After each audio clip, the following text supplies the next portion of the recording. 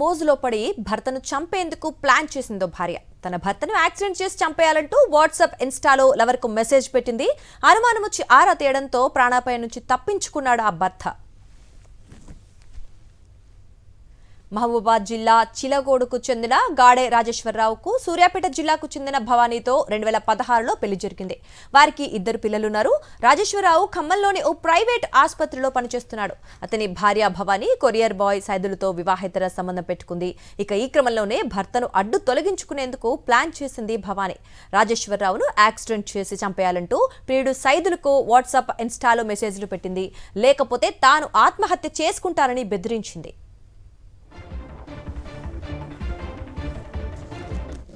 గత నెల 27న భవానీ మరో వ్యక్తితో సన్నిహితంగా ఉండడం చూశాడు రాజేశ్వరరావు.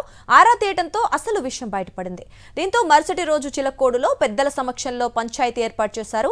సమీప గ్రామంలో నివసిస్తోన్న తన అన్నయ్యను తీసుకొచ్చేందుకు రాజేశ్వరరావు బయలుదేరాడు. ఇక ఆ సమయంలో అతన్ని సైదులు వెంబడించడంతో వెంటనే పోలీసులకు ఫిర్యాదు చేశారు.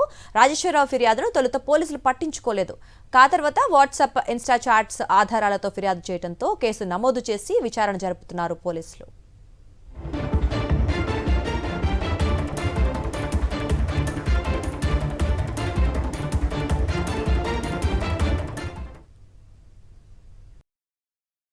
మరిన్ని అప్డేట్స్ కోసం ఛానల్ ను సబ్స్క్రైబ్ చేయండి. నోటిఫికేషన్స్ కోసం బెల్ ఐకాన్ పై క్లిక్ చేయండి.